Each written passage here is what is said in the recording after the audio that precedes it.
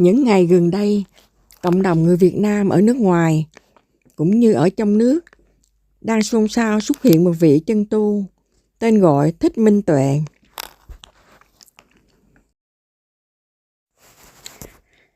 Cảm ơn bạn Nhuận Hòa TV đã chia sẻ video này đến với mọi người. Để chia sẻ cho con cũng như chia sẻ cho bà con biết về cái câu chuyện trọn vẹn hơn là cái ngày mà ở ngoài Huế á, là đêm đó thì thầy có thấy một cái tia sáng chiếu về thầy Sư Minh Tuệ không thầy ha?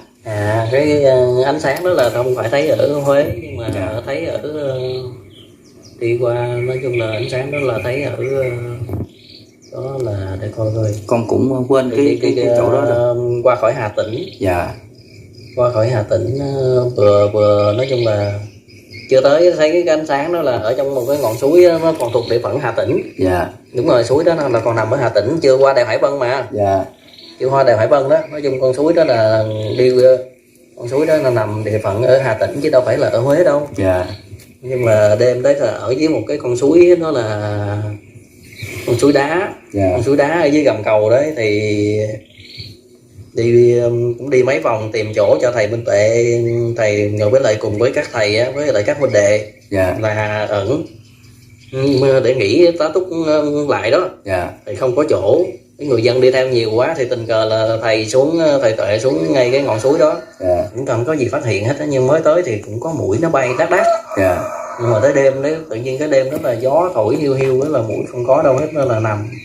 Thì mới đầu thì tới là ngồi cũng trò chuyện với lại các thầy đấy, thì tới đêm đó là ở giờ giấc đó chắc cũng tầm 12 giờ đêm, hơn 12 giờ đêm á. Dạ.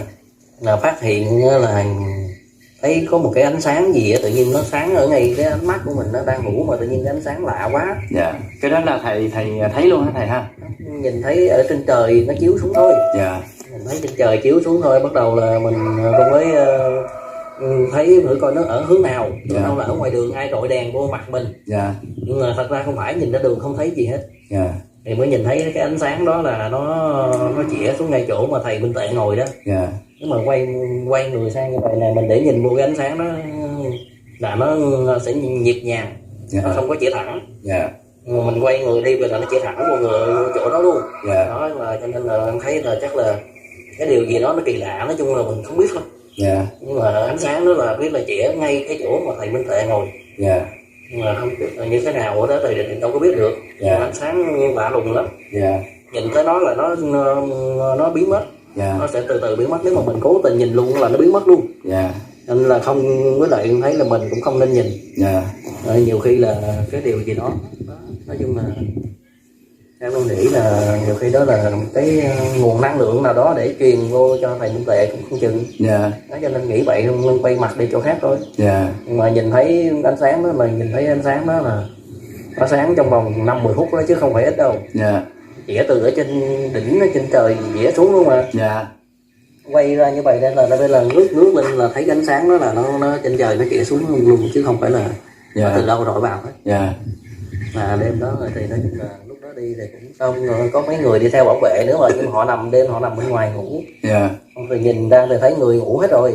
Dạ. Đó thì đúng là cái ánh sáng đó chĩa xuống thì không biết là thầy Từ Minh Tuệ rồi thầy đấy cảm nhận như thế nào thì đó là không biết. Dạ. Không có hỏi, mình đâu có đi hỏi mấy cái chuyện đó được. Dạ. Cái chuyện đó đặc biệt là đâu có hỏi được. Dạ. Nó phát hiện vậy thôi. Thì trong lúc đó là thầy tình cờ thức dậy thấy. Dạ. Nói chung cái thấy cái ánh sáng đó là tình cờ, là nói chung là nằm lên đá thì mọi người cũng biết rồi, nằm lên đá, nếu mà nằm lên những viên đá lâu á, dạ. là nó sẽ tạo ra cảm giác mỏi. Dạ. Thì nhiều khi nó mỏi quá thì mình cũng sửa nằm lúc nhích á. Dạ. Cho nên là trong cái đấy thì mình mới thấy là cái ánh sáng đấy. Thầy có nghĩ là lúc đó là thầy Sư Minh Tuệ còn thức khi ngủ không? Dạ không, cái lúc đó thì cũng không biết, nhưng mà thường là thầy Minh Tuệ thầy ấy thức tới 12 giờ đêm, thầy nó mới ngủ qua 12 giờ. Dạ. Thầy đấy ngồi thôi, thầy Minh Tuệ là thường thầy đấy ngồi rồi. Thầy Minh Tuệ vẫn ngủ nhưng mà ngủ ngồi. Dạ. Thầy Minh Tuệ ngủ ngồi.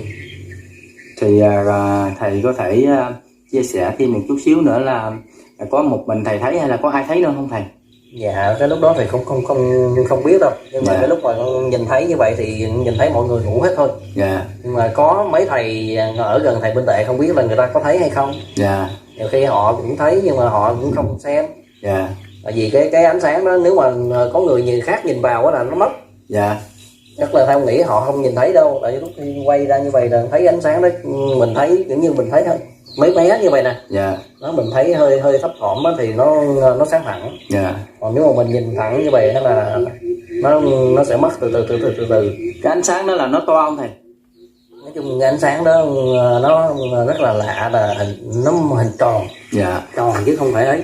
Dạ. Tròn nhưng mà nó cứ chĩa thẳng từ ở trên trời, nó cứ chĩa thẳng xuống như vậy nè. Dạ. Chứ nó không có chĩa lệch đi đâu hết á. Dạ. Và nó không có lan tỏa. Dạ. Nói chung là nó chĩa trong cái phạm vi đấy, là chỉ là hình như là nó chĩa cho một cái bóng người. Dạ. Giống như là nó chĩa cho một cái thân người nào đó. Dạ. Cho nên là thầy con nghĩ chắc là cái ánh sáng đó là nó sáng vô, nó rọi soi vô ngay chỗ thầy Minh Tệ ngồi thôi. Dạ. Nhưng mà không biết là soi cái gì, nhiều khi là hay là ánh trăng, nhưng mà đêm đó không có trăng. Dạ. Ánh trăng nào mà đi lại sáng ngay một người như vậy, ánh trăng là người ta ánh trăng là từng Phải sáng hết chứ thầy ha. tỏ đó. Dạ. Trăng thì sáng tỏ chứ đâu có sáng và một chút xíu vậy được. Dạ. Dạ. Thì khi mà ánh sáng đêm đó chiếu vào thầy Sư Minh Tuệ vậy thì thầy sáng lại là thầy thấy Sư Minh Tuệ có cái biểu cảm gì không thầy ha? Không, chỉ là đêm đó thì thầy Minh Tệ biết là thầy thấy mệt thôi, nhưng mà tới sáng đó là thầy Minh Tệ người khỏe. Dạ. Với lại thầy Minh Tệ sáng sớm thầy đấy đi khỏe hơn ngày thường. Dạ. Chỉ biết là như vậy thôi. Dạ. Thì cũng nghĩ là chắc là do nhiều khi thầy Minh Tệ mệt quá, đến đó rồi được một vị thần nào đó họ ban cho một chút lực đó. Dạ. Rồi thì người ta mới chĩa xuống từ ở trên trời, rồi từ ở ngoài không gian chĩa vào mà. Dạ. Chứ đâu có phải là tự sáng đâu. Dạ. Còn nếu mà nói về ai đó dùng đèn hay là họ dùng máy bay ở trên họ chĩa xuống thì vô lý. Dạ. Máy bay nào mà đội đèn mà đội thẳng xuống được, đúng không? Nhưng mà làm sao mà đội ngay thầy được, đúng không thầy ha? Vô lý. Nói chung là đội ngay chỗ thầy Minh Tệ ngồi, tại vì là thầy Minh Tệ ngồi là trên một viên đá. Dạ. Ngày hôm đó là thầy Minh Tệ ngồi trên một viên đá cao vậy nè. Dạ. Đó. Và nó sáng ngay cái chỗ đó thôi. Dạ. Chứ không có đứng sát bên nhìn đâu có được. Dạ. Mình đâu có tầm bậy như vậy được, cái đó là quá ẩu. Dạ. Cho nên là mình chỉ biết là mình phát hiện như vậy thôi. Nhưng mà trong đó sẽ có mấy vị khác họ thấy. Dạ. Tại vì thấy cũng có mấy người ta cũng nhúc nhích. Dạ. Nhưng mà họ không biết là họ nhìn thấy cái gì đó, thì không nghe ai nói. Mà đêm đó nhìn thấy ánh sáng lạ kỳ vậy thôi. Dạ. Đó là một cái ánh sáng rất là lạ kỳ. Dạ. Không hiểu nó là từ đâu nó xuất ra. Dạ. Nói chung là thấy đó là rất là lạ. Dạ. Thì con cũng cảm ơn thầy Tịnh Độ đã chia sẻ câu chuyện một cái ánh sáng bất ngờ chĩa thẳng vào thầy Sư Minh Tệ ha thầy ha. Dạ, nói chung cái ánh sáng đó là đến bây giờ hiện tại tôi vẫn là đang đặt vô một câu hỏi, đó là không biết nó là cái điều gì thôi. Dạ.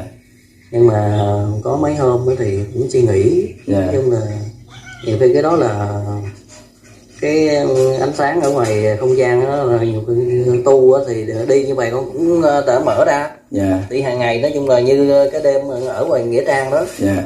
Là sét đánh ngay cái chỗ đang đánh cháy hết đường điện luôn, mình vẫn không chết. Dạ. Đó đấy là một cái điều kỳ lạ chứ. Dạ. Nhưng mà đánh điện cháy hết luôn mà. Dạ. Đánh ngay cái ngôi mộ đó luôn. Dạ. Với lại mấy hôm khác ở những cái nghĩa trang khác cũng sét đánh cũng nhiều, nhưng mà hay là mình chưa tới số đó là cũng không biết được. Dạ. Nhưng mà từng ở một ngôi mộ sét đánh ngay ngôi mộ đó luôn. Dạ. Đánh mất hết điện luôn, nhưng mà ông không có bị gì hết á. Dạ. Dạ. Không, cái đó là sự thật. Dạ. Chia sẻ sự thật cho mọi người luôn, là mình cứ tu tập, mình đã phát nguyện tu rồi thì phải giữ cho tâm của mình thật là thanh tịnh. Dạ. Cứ hàng ngày mình cứ chạy chuốt đó vô những cái mà đừng có chạy chuốt những cái tà tâm nữa, thì nó sẽ sinh ra tiện tâm. Dạ. Dạ. Nói chung là cứ như vậy thôi. Còn cái điều gì ở trên thế gian này thì nó có này có kia, có nhiều cảnh lắm. Dạ. Nhưng mà cái đó là một khi thấy các cảnh đấy thì mình mới cố gắng tu thôi. Dạ. Dạ. Chứ chia sẻ cho mọi người nhiều quá thì con cũng không thể nào chia sẻ sâu hơn được. Dạ. Nhiều khi người ta làm bậy. Dạ. Nhiều khi mình nói đúng nó cũng thành sai, mà nói sai đôi khi nó lại là đúng. Dạ. Đó cho nên là sau này cũng sẽ hạn chế có những điều không nên nói, và Dạ. có những điều nào đó mình sẽ dừng lại. Dạ. Dạ, nói chung là có khả năng là sau này những cái mà ví dụ như có những người họ hay hỏi ở nghĩa trang hoang vắng như vậy, Dạ. có nhìn thấy gì không, Dạ. thì chắc chắn là con sẽ trả lời là không. Dạ. Chứ mình đâu có thể nào nói có hay là gì đó, cho dù có thấy cũng sẽ thành không. Dạ. Dạ. Nhưng mà bây giờ ai mà muốn hỏi á, thì bây giờ ai muốn hỏi ở nghĩa trang có thấy gì không á, thì con khuyên mọi người, nếu mà người nào can đảm thì cứ vô nghĩa trang đấy nằm thử đêm. Dạ. Cứ nằm thử một đêm hoặc là vài đêm á. Dạ. Thì nếu đêm này không thấy thì mình cứ nằm thử đêm khác. Dạ. Nhưng đôi khi con vẫn ở ngôi mộ 2 đêm. Dạ. Nhưng mà ma thì không thấy, nhưng mà ma sống thì không Thấy nhiều hả? ma sống thì lại thấy họ tới họ ném đá rồi Dạ. họ đập cây, họ làm đủ thứ để Dạ. cho mình chạy đi á. Dạ. Nhưng mà con không có chạy, mình chỉ sẽ chuyển họ phá ngôi mộ này thì chuyển ra một ngôi mộ khác. Dạ. Cứ chuyển tiếp rồi là qua 12 giờ đêm á, rồi cái ma sống đó họ đi ngủ. Dạ. Dạ, thì mình ở lại với lại ma chết thôi. Dạ. Ma chết thì không có đến phá như vậy. Dạ. Nhưng mà nói chung là nếu mà ở trong đó mà nó còn khởi lên cảm giác là mọi người cứ nghĩ đến ma, vậy chắc chắn mọi người đến đó sẽ gặp được. Dạ. Nhiều khi mấy người mà mọi người cứ nghĩ tới ma, đến đó khả năng là người ta họ nói chuyện luôn đó. Dạ. Chứ con không nghĩ tới họ. Dạ. Tại vì mình đi vô đó là mình đâu có còn tạp niệm được. Dạ. Người ta đã mất rồi mà mình còn khởi họ lên để làm gì nữa. Dạ. Để cho người ta siêu thoát đi chứ, đúng không? Dạ. Đúng rồi. Dạ. Thì con cũng cảm ơn thầy Tịnh Độ đã chia sẻ cái câu chuyện một tia sáng đã chiếu thẳng vào thầy Sư Minh Tệ ha. Con cảm ơn thầy rất là nhiều ha. Chúc sức khỏe thầy thật là mạnh khỏe và theo cái con đường tu hạnh cũng như 13 hạnh đầu đà thầy. Dạ. Cảm ơn thầy rất nhiều ha. Dạ. Dạ.